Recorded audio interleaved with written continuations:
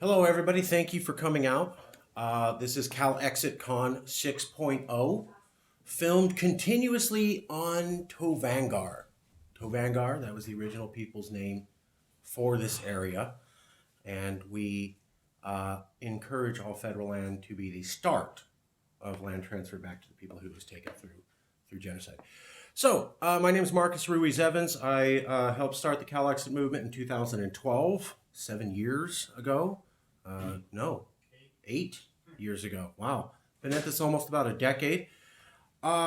Here is some of the new reasons why I think that this is an important discussion for all Californians. Now, obviously, when you talk about the idea of CALEXIT, people think that that is exceptionally radical and perhaps, off kilter, not in line.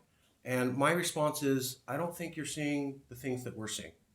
And maybe what we're suggesting as a solution isn't the right solution.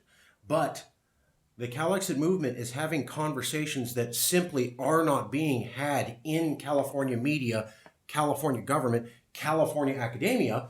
And I have been conducting a series of interviews with well-known professors and reporters and speechwriters and lawyers who practice in half of American states, and they confirm everything that I'm going to tell you now.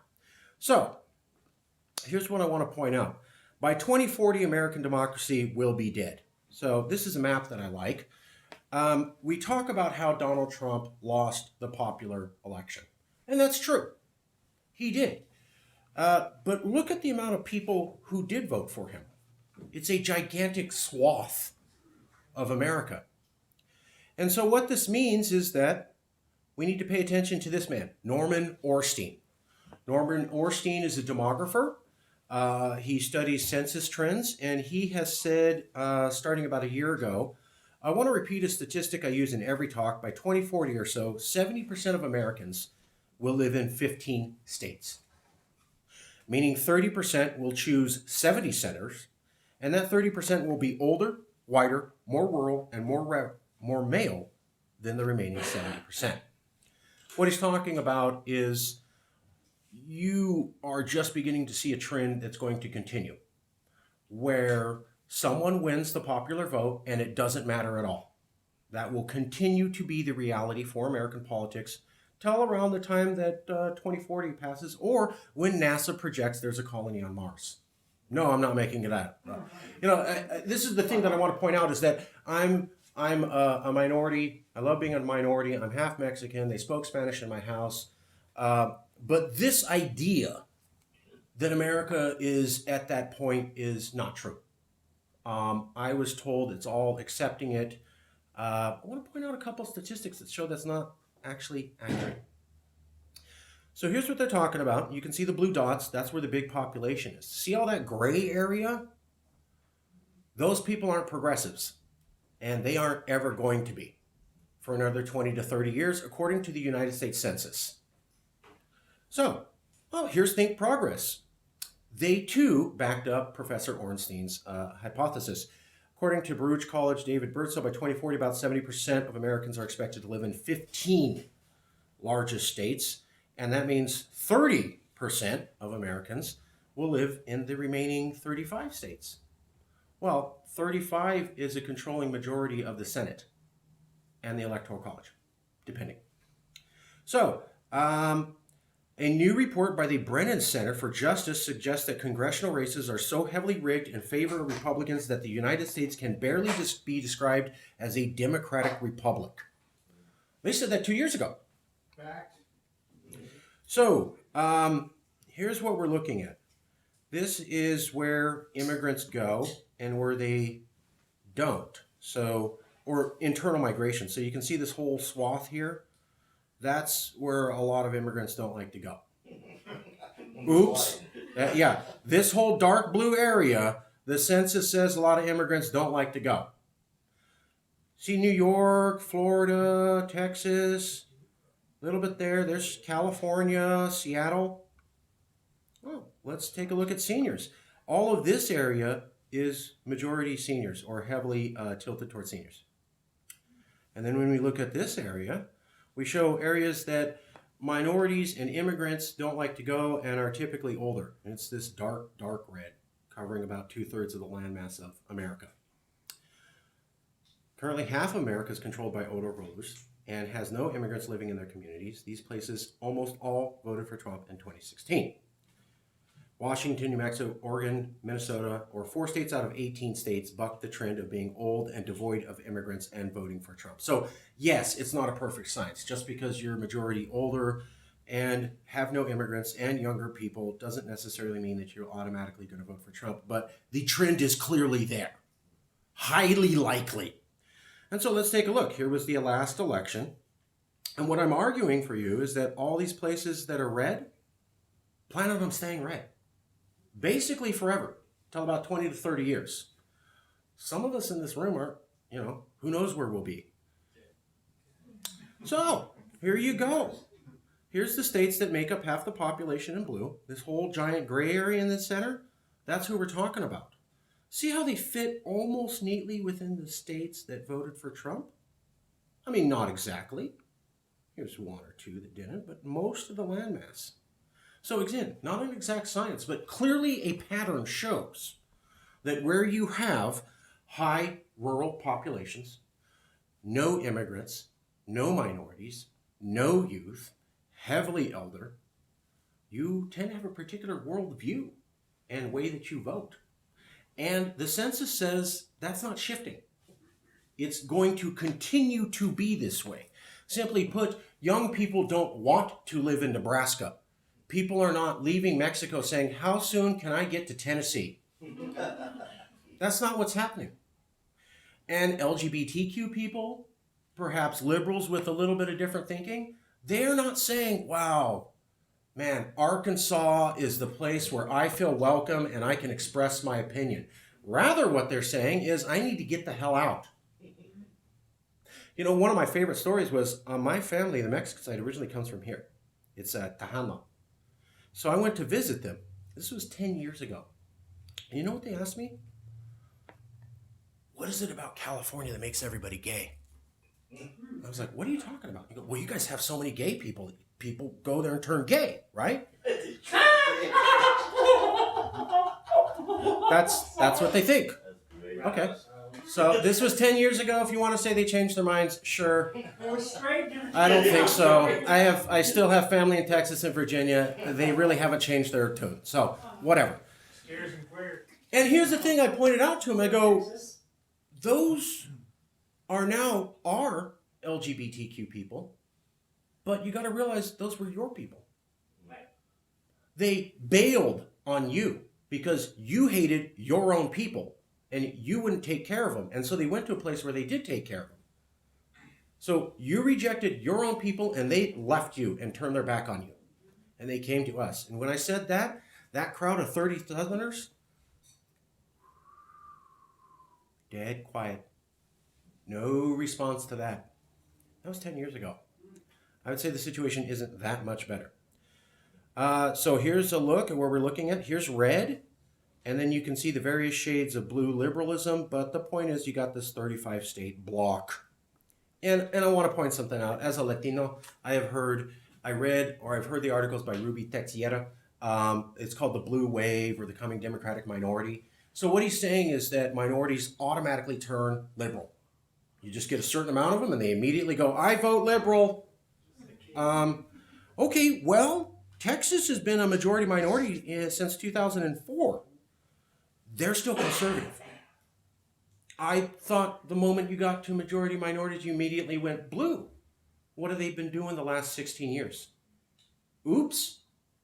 And I got to tell you, as a Latino who has family in that part of Texas, they don't talk like liberals.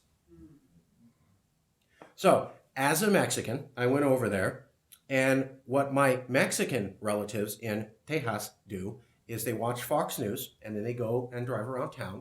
And whenever anybody who looks Latino makes a sudden traffic stop or accidentally turns illegally, they go, stupid Mexican. They're Mexican. Okay, see how dumb this is? That happens today. So, what about Florida?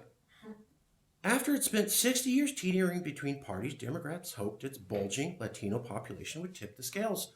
Didn't happen. So, my point is, go ahead and bring on the minorities. Great. Get this idea that they're automatically going to vote blue out of your head, because that's not necessarily true, and the data doesn't back that up. Additionally, the coming Democratic Minority book, written by Texiera and another guy who's Caucasian, the Caucasian author has backed away from that book and now disavows its conclusions. Made a prediction a couple of years ago, and now he's saying, gee, I don't know. Rudy is still with the book going, hell yeah, that's right on. But what does it say when your author no longer stands next to you? And he says, I'm not sure the data backs our conclusion anymore. Wishful thinking? Perhaps. Okay, let's take a look at the future. Now, here's the proof. This is Professor Jonathan Taplin. He is the USC Dornsife Communications Dean of the school there, my alma mater. I was able to talk to him because he wrote this article where he goes, Norman Ornstein has pointed out by 2040, 30% of the population is going to choose 70% of the Senate. So I talked with him.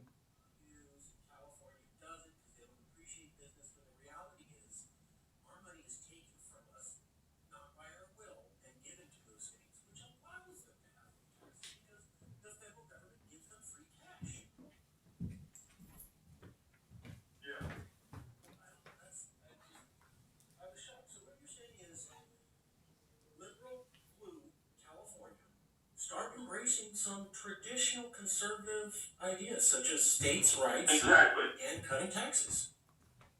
You can listen to the full interview. One of my favorite parts was when I was talking to the professor about, I saw Norman Ornstein make this prediction a year ago. We've been talking about this in the CALEXIT movement a lot because of Hannah Miyamoto has been pointing out that the Constitution itself is now broken. And so I asked the professor, I've heard about this, I've talked about this. I haven't seen anyone, not one professor in all of California, which has some of the best and most universities of any place in all of the planet, bring this point up. And so I go, Professor, why are you bringing this up and literally no one else is? Is it fake? Not true? And he goes, it's about here towards the end. I'm not going to... It's about here towards the end. I don't want to bore you with wading through. But he gets a little exasperated. And I go, Professor, on the Democratic debate, watch the Democratic debates. Watch them. Occasionally they ask, okay, Senator X, presidential candidate, when you are president and Mitch McConnell runs the Senate and says, I'm not passing anything you do, what's your plan? And every single presidential candidate says this. We're going to just take over the Senate and we're going to turn them blue and we're going to use the force of our convictions and we're just going to make everybody turn it. And the news goes, oh, great answer. Sounds plausible. Nobody says a plan. It's just, I'm going to sell them because I'm so good at it. Don't take my word for it. Watch all the Democratic debates. I've watched every single one of them. They ask this question, what are you going to do when a conservative-dominated Senate says no to anything you want? By the Constitution, that means you pass no laws. So whatever Bernie wants to do, doesn't happen. Whatever Warren's reforms are, doesn't happen. She can't ever make it happen. And their answer when they're asked in front of the American people with multiple well-established reporters in front of them is, I'm just going to use the conviction and I'm going to sell them. And the reporters buy that. So I asked Professor Taplin, isn't it weird that we have these debates and nobody has to spell out a detailed plan on how they're going to do it? I mean, there's multiple candidates saying, vote for me, I got a plan. Where's your detailed plan to convince red state Republicans to change their mind? In detail, no one has one. And the professor around here, after I got explaining that, gets a little bit angry. Loses his cool a little bit. And he goes, well, Marcus, you can't bring up things you don't have a solution to. You cannot bring up things at presidential debates that you do not have a solution to. That is why politicians do not have to give an answer. That is why professional reporters do not have to press for information. And that is why This professor is the only academic in California today to bring this point up because they don't know what the hell to do. Perhaps I'm being a little exasperated. Maybe it's hyperbole. What about that? No, here's columnist Tom Elias. You can get that going.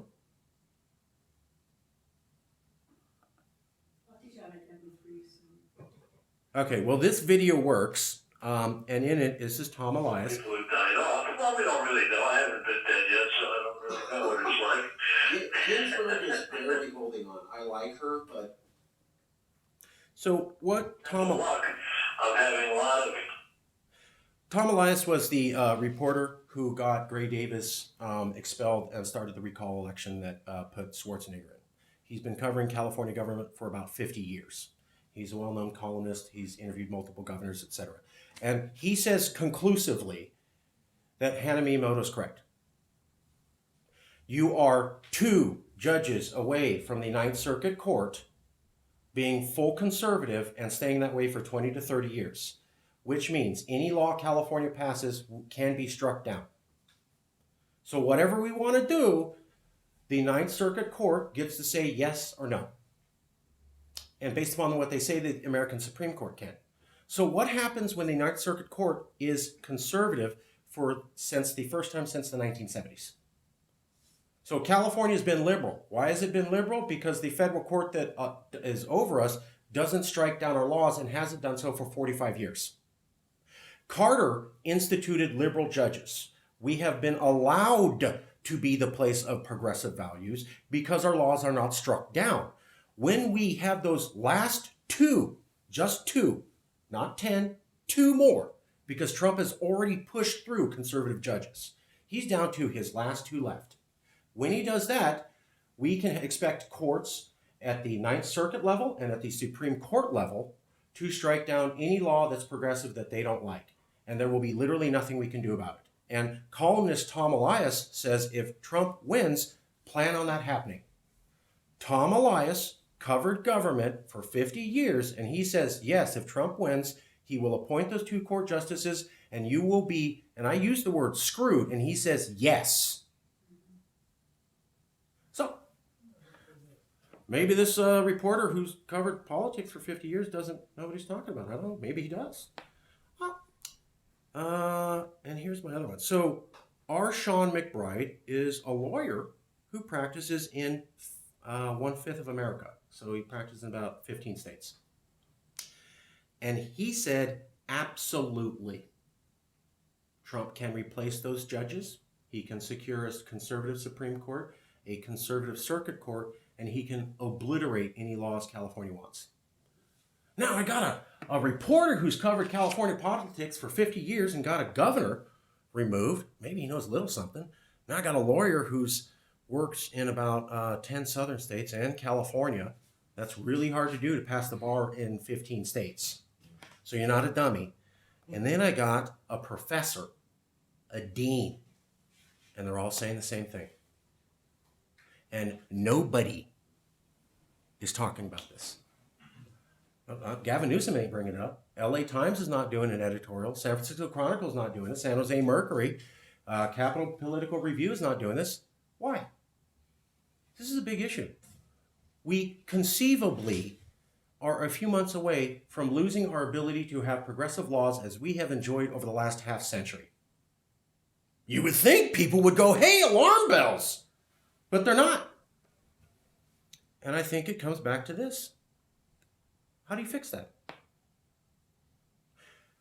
If you have 2/3 of the Senate, you can stop any legislation from being approved by law. You can amend the Constitution, you got 2/3 of the Senate. Yeah, you can amend. You can also railroad Supreme Court justices through, Circuit Court justices through. And if you have 2/3, you have a very heavy weighted towards the Electoral College. So what I want to tell you is, unless the Constitution is fundamentally rewritten, and I mean taking away 2 senators per state and taking away the Electoral College, which our Sean McBride And this guy practices law in 10 southern states. I said, so tell me, do you think people in Tennessee and Louisiana would be willing to give up their electoral college votes and their 2 guaranteed Senate places out of respect for democracy to do the right thing? And he just laughed and laughed and laughed and laughed. You want people to make themselves politically irrelevant for the rest of time, a privilege they've enjoyed for 2 centuries. The lawyer says probably not going to happen. And so we come back to, what's your solution? If you don't eliminate the way the Electoral College works and the Senate College works, it's going to be constant Trumps, constant Kavanaughs, constant precedents overturned. The Supreme Court overturned 50 years of precedent last month. You know what case they chose? A California one, where they said you don't have to go to state courts if you're upset with environmental regulations. You can skip a state court and go right to the Supremes. So you can skip all California courts and go right to us conservatives. That overturned 50 years of precedent. Many lawyers have said, what was that based upon? You can't just say you want it that way because you do. Well, it turns out the Supreme Court effectively can. And they did. And I'm supposed to bet they're going to be unbiased in the near future? So, more Kavanaughs, more Trumps, AOCs, laws, all of them shot down, and California not able to do anything progressive in the near future. 2 judges away from it, and a system that fundamentally cannot be rewritten or changed without gutting the entire Constitution and convincing 35 states to neuter themselves. That is the America that you're moving into. No one has realistic plans to do this. I mean, I see Feinstein, a senator with years of experience, saying, CALEXIT, you guys are dumb. That's just a stupid, stupid, stupid idea that'll never work. Now, getting rid of the Electoral College and convincing 35 states to neuter themselves, that's a reasonable idea. And I'll put my stamp of approval on it. Really? It's all act. They don't have a solution. They don't know how to fix it because there isn't one. So, train wreck, going downhill. Sink with the ship or plan on doing something else? By the way, this is not fixed because Trump is removed. Let's say Trump's removed. Who becomes president? Pence. Pence is conservative. Pence is suddenly going to say, I don't want to appoint Supreme Court justices and lower circuit court justices who are conservative. And he's not going to say that. And the Senate will just approve it. And because gerrymandering and because they own the Electoral College, why do you think we're not going to have another guy like Trump in the future? We've learned a lesson. I remember in 2000, there was a man called George W. Bush. He too did not win the popular election. He too rigged the vote. Remember his cousin calling the election on TV, 30,000 African Americans lost their thing, the Supreme Court jumps in. Totally cool. And then he too gets America into a war, and he too hates Californians. Remember Dick Cheney said we're all Marion County hot tubbers? Remember when George W. Bush wouldn't let us do stem cell research and we said, shut up, we're going to do our own damn stem cell research. A lot of Californians don't remember that. Pattern. Think about the future. Think about your options. And if you think CALEXIT is crazy, then ask yourself this. Why aren't more professors and reporters and politicians talking about this issue and coming up with a detailed plan? Why do they just basically not talk about it at all? Is Professor Jonathan Kaplan right? You don't bring up something you don't have a solution to? I don't know. But I would suggest that all of us in California start asking that question, and I mean toot sweet. Thank you, and I'm done.